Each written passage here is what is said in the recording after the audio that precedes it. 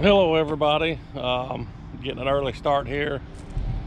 Friday morning, September the 17th I think today is. So welcome to the channel.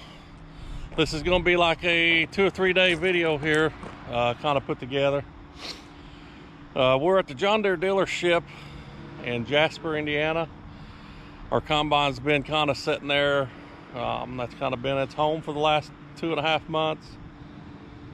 We got about a 46-mile drive to get this thing home, and we're just about ready to harvest. We got to do a little more work when we get home, but let's get this thing on the road, try to get through town. We got a little bit of morning rush hour traffic here, but once we get rolling, I'll catch you guys up and let you know what's going on. Good morning, everyone. We did make it home with the combine the other day. I was going to try and get some footage of that, but early morning and we was headed east on the way home. Sun was in my eyes all morning, and 18 foot wide and going down some narrow county roads. I just kept my hands on the wheel and kept my eyes on the road, so I didn't get the camera turned on, but we did make it home. It was about a 2-hour drive to get 46 miles, so wasn't too bad. But we're here a couple days later. We're here in front of our shop now. Just gonna give you guys some back information why the combine was in the shop at the dealership. We finished harvest last fall. Everything was running good. I didn't notice nothing going on. We brought it home, parked it. It sat at the house about a month, and then it warmed up. We took it to wash out. We washed it. We picked all the heads up, washed all the heads. Everything seemed to be doing fine. We had it running a couple times there.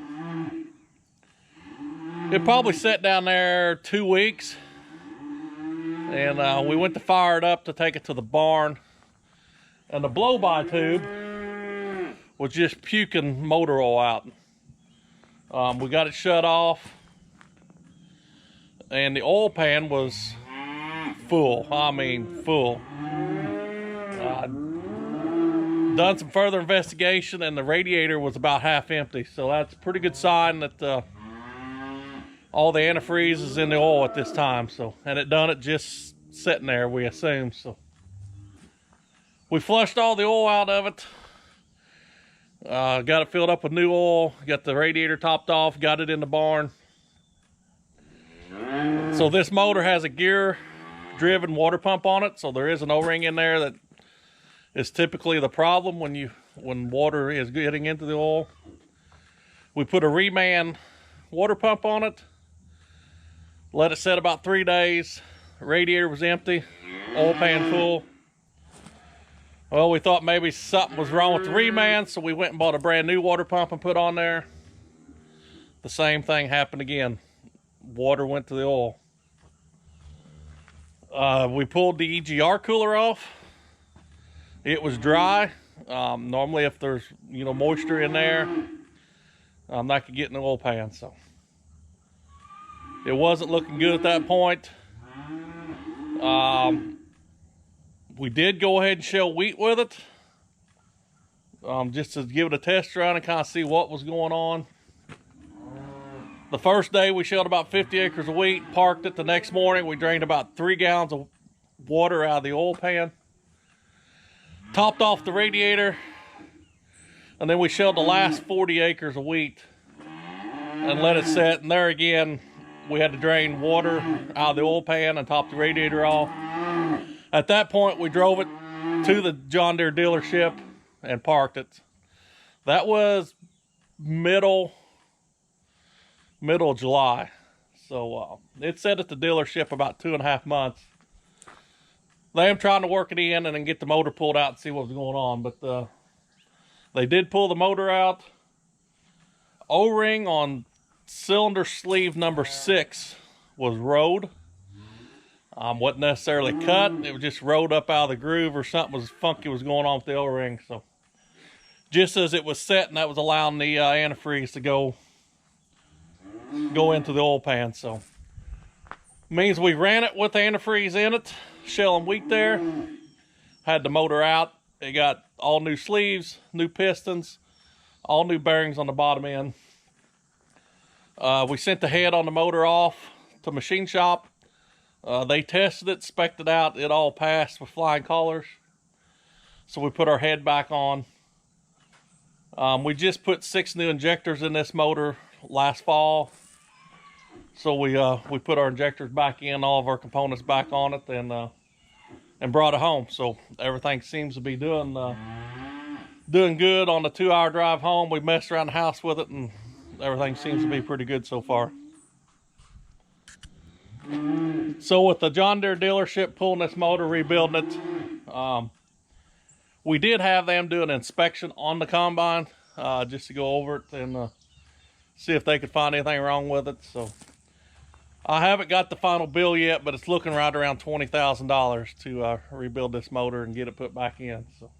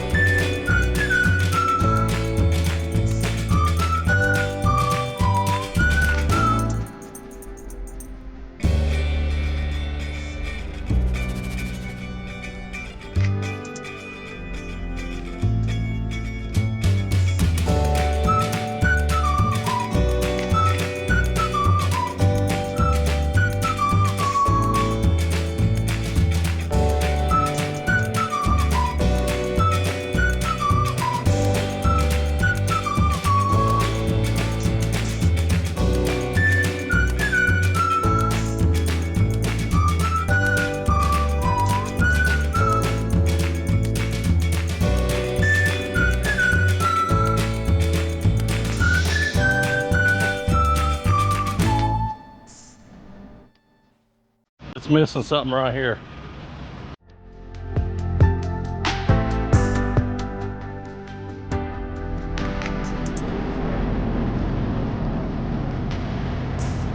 Liter John Deere motor in it. A brand new motor. It was going to run about $38,000, so we kind of figured that was out of the question. A short block or a reman motor was still going to run us about $20,000. The problem you get into with a reman, you don't know how many hours on the block or how many hours on the crankshaft because those are reused. We do know this motor here, our original motor's only got 2,000 hours on it, so we just opted to rebuild it. We knew what we had to start with and felt that was the best option to go. So it is expensive to dive into these motors, I can tell you that.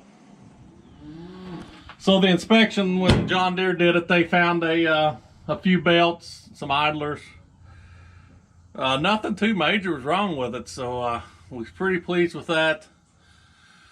We do have it, you know, like I said here at the shop, my brother John has put the new belts, put the idlers on. We've done all that work ourselves here. He did find a couple more things wrong with it. He did work for this John Deere dealership for 8 years before coming home to the farm.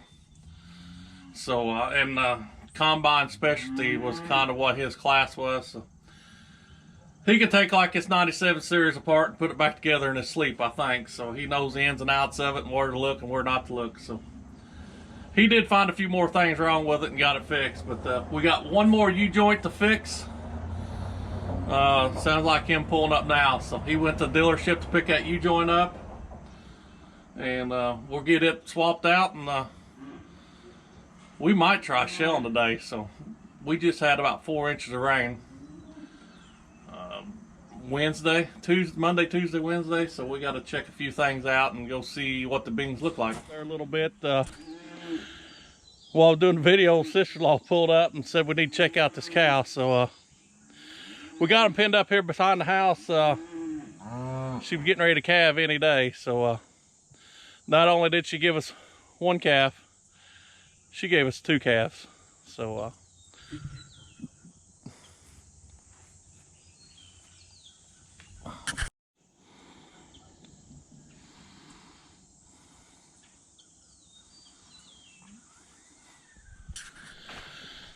so you would think twins would be double the production, double the money, and it's not always that way. Beef cattle are designed to raise 1 calf. Twins are rough on a cow. She can't hardly produce enough milk for them, so just coincidence we've got another pair of twins in this small lot, so they get ground feed every day. So we're trying to put as much protein and energy in these cows to produce enough milk to raise 2 calves when they're designed to raise 1 calf. So they'll make it. I mean, they'll be good calves. They're just not going to be the high quality, the best calf. They're not going to be the bigger calf. But per cow, she will raise, you know, more pounds this year, but it'll be 2 smaller quality calves. Sometimes ain't the highest value calves. So let's jump back on the combine and see what we got going on there. All right, guys. Not only do I create just a few videos here and there when I get a chance, but I do watch a lot of YouTube videos, and I guess they worked. Larson Farms, Millennial Farmer, and I just noticed Cole the Corn Star all run a Crary Wind System on their soybean heads, which they're big up north, you know, North Dakota, Minnesota, Wisconsin, South Dakota. You just don't see many of them down here in southern Indiana. So done some homework on them, and I don't know, I guess you can say it's an impulsive buy, or we can call it a trial and error. So our combine now has a Crary Wind System on it. So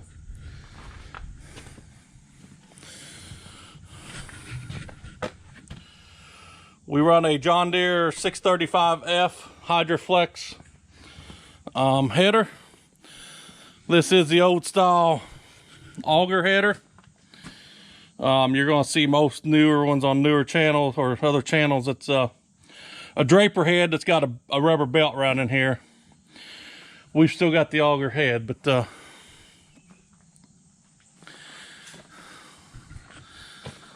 this Crary Wind System has these pipes that come down every 12 inches apart. They've got air coming out of the tips of these. They're claiming 200-mile-an-hour wind, blowing right at that cutter bar and blowing beans back in the heads to let them bounce off. So this wind system is supposed to be blowing soybeans back in the auger, like I was saying. Years past, you know, when you come out of the beans at the end of the field, this cutter bar is setting full of soybeans, or there'll be a blob of beans sitting right there on the knife. You come out and pick up, and just beans will fall off. So there's supposed to be enough air coming out of these tubes to blow all the beans back underneath the auger and help feed in evenly. So we'll see. Data showing 2 to 4 bushel gain out of this system. So that's pretty significant gain with $13 beans. So I need 1 bushel an acre this year, and this thing's paid for. So I'm really hoping this thing doubles its money this year alone. So we did install this yesterday.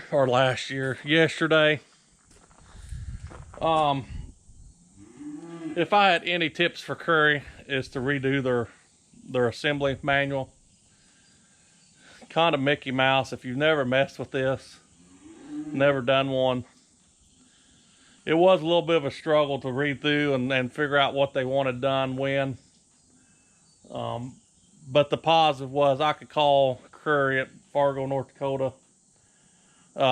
Tim up there as a salesman, more than helpful. He helped me with anything I needed, answered all my questions. So if you guys ever get one of these and struggle, you know, don't be afraid to call up there. They've been really, really helpful getting this thing put on. So we're going to try it out here today, possibly tomorrow, be Saturday. But we've got beans we got beans ready. We just got a combine that's just really close to being ready to go. So I don't know if any other farmers be watching this video or not, but or if they run a John Deere head or not, but looking for suggestions on these big gaudy snoots that John Deere run. They work pretty good if you're going straight. You know, they cut through and fine, but you know, with the cutter bar being back here and that snoot being out there, we're about, without tape measure, 5 feet, 6 feet. And you know, once you start turning, you know, this snoot slides and just knocks soybeans down. And if you guys just follow along with harvest, you're gonna see I don't have very many straight passes. It's all turning. So we're looking for suggestions on what to put here if we take that snoot off. You've got to have something on there. We just don't know what to put on there. It just needs to be a short tip or something. So anybody watching this that's had this problem or found a suggestion to it, you know, throw it up in the comments and get with me, and I'll see what I can make and retrofit or copy or buy and get something on there.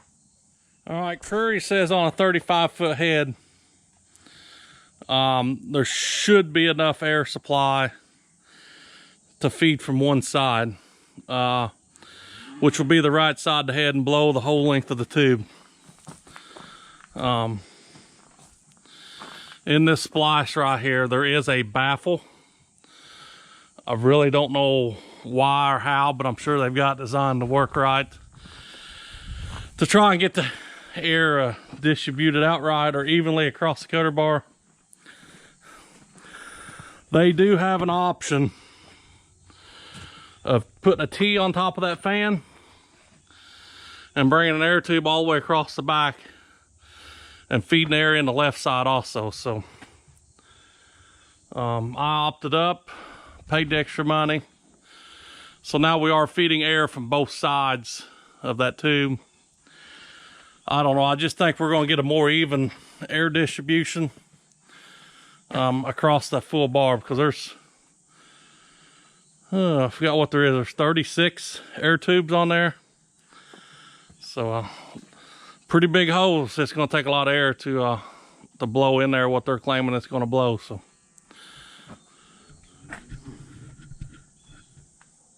I know watching Larson Farms, they tried running a draper head last year without it, parked it, and put this wind system on there. They'd had it prior on a different head, and now they say they won't ever run without it. I did see where they bought another draper this year and put it on right off the bat before they even shelled. So, and I just don't know why this system has never come, you know, down to this area. You don't ever see them on machines around here. I know it's expensive to put on or to buy, but when it's got a chance of doubling its value in one harvest, I don't know. I guess we'll find out, and if I think about it, I'll give you guys a review towards the end of the year here, at the end of the harvest. In the beginning? Yeah, we're about to the beginning. Start all over. Use the fan mount bracket as a template. Mark and drill two 17/32 holes on the top portion of the header for the upper mounting holes. I don't think I've ever seen that box anywhere. So this was supposed to be in the first delivery. Okay. That's probably why you haven't seen it. I can tell you why it wasn't on there. Why is that? Well, why they had that stuff stacked on that pallet, that one guy couldn't hold that on there and train wrap it on. Train wrap it all in, so they just left it off? Yeah. It might be laying on the side of an interstate somewhere between Fargo and Jasper. Oh, yeah.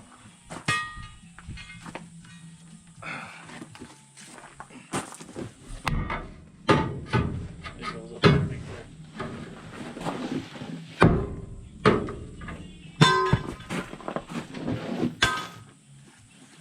It's Loctite. there. Yeah.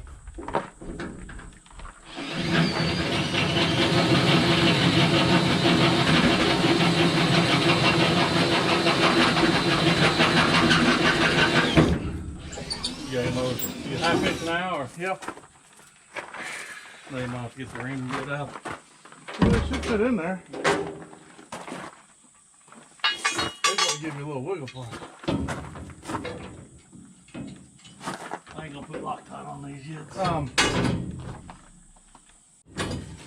A big wrench.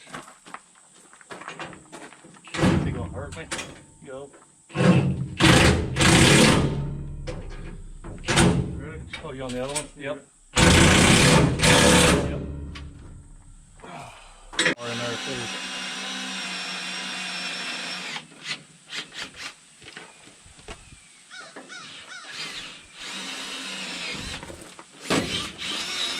They failed to tell you that on the instructions. Yeah, that's not in there.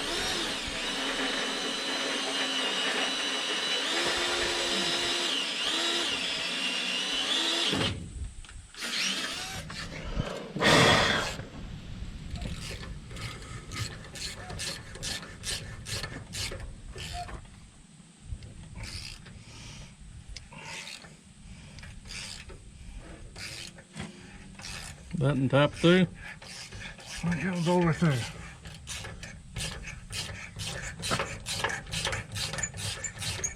There's lines inside there. There is. I'll just tap those two. You just run the boat in those lines. Won't leak that way, Yeah, will put a it? little lube on there. Silicone. Silicone on the end of that. Good job. Nicely done. Alright.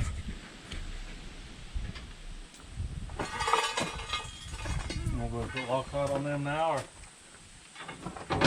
Can. we'll see if they want to line up first. Ooh. Let me get the bolt on this first.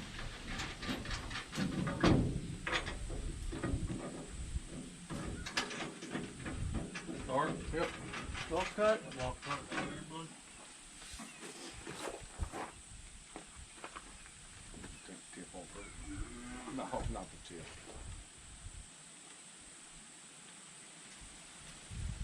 Oh yeah, point it at me when it bugs out. Pretty small hole, mine's a little bigger. I don't have juice. No, it's working. That's juicy stuff. That still ain't the grid stuff, huh? That's the medium strength. Yeah. That's The red's what's the good stuff. the green. Green. Didn't know they made such Oh, stuff. it's, you gotta take a torch and heat it up to get it loose. Awesome. It's called bearing lock. So if you got like a bearing spin and something, the housing, you put that stuff on there and it just Locked her up. locks it in there. Impact. It's backwards.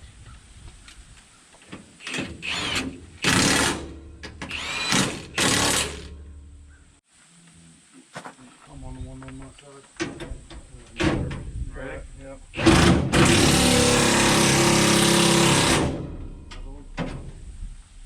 You ready? Nope. No. I get your wedge on that one. Yeah. Buckle up just a little bit.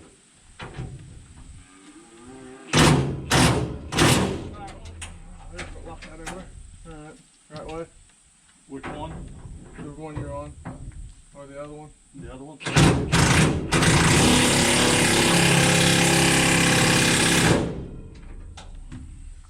Extra, but I doubt it. Ready? Yep.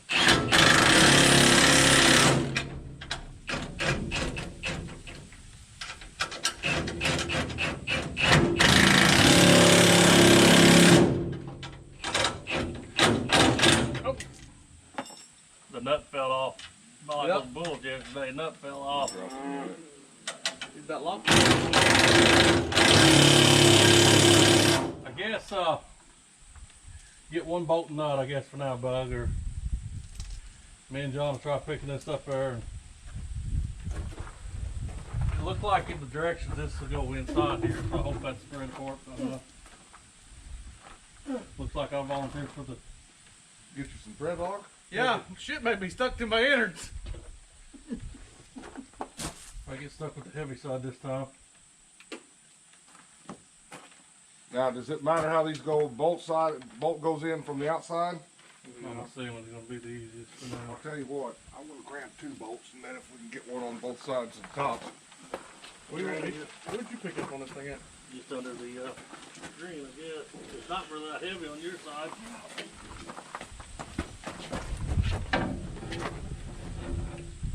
John, you're come up. I can't see nothing. Stop, Timmy. I'm gonna have to get a pry bar in there. And then you pull that plate apart, Bud. Oh, my God, no. We're gonna get something in there to pry that apart. Better loosen one side up. I don't know how you're gonna. You go, you want a big hammer? Nah, that's probably been the He's hell got to loosen one side up. Try to reach in there. You want me to operate this? You want me to loosen this side up?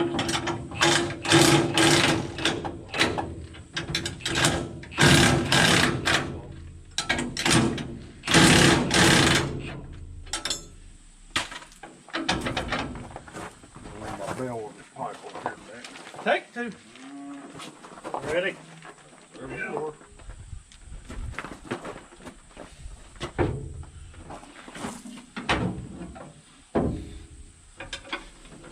Oh, So I can't see nothing. come on, down, right. There's one, Put a nut on it. right there. You should be able to let her slide a little bit.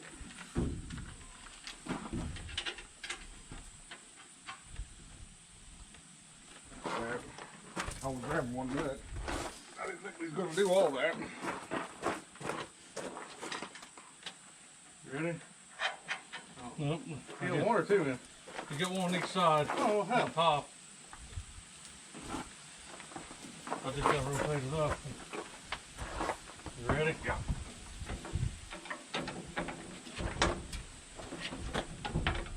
We need to go. Down, right there.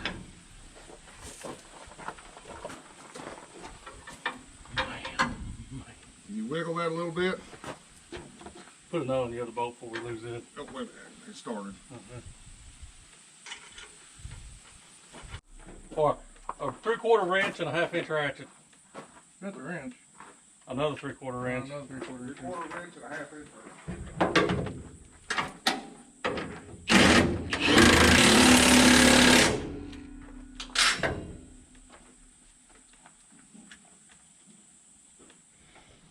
Well, we think we got all assembled. We think, don't we? Getting ready to do a test run and see what all parts we got fly apart.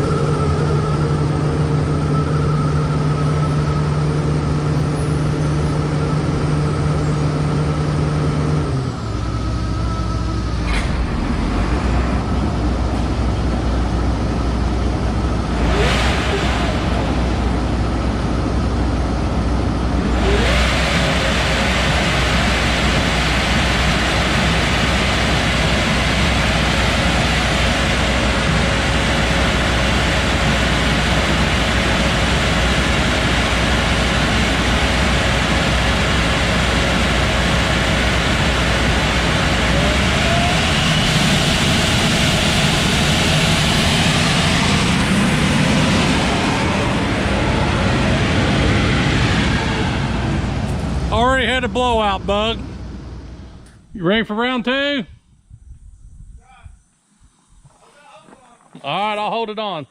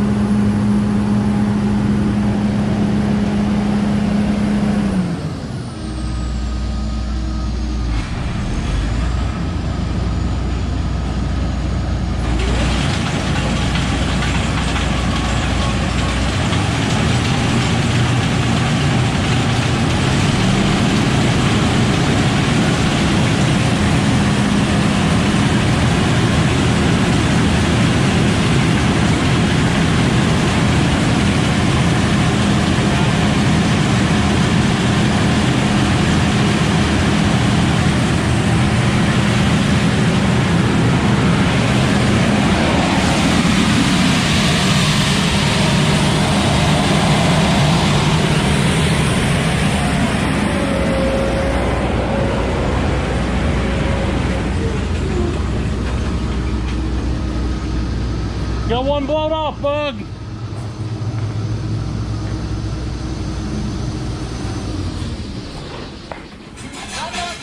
Run wide open?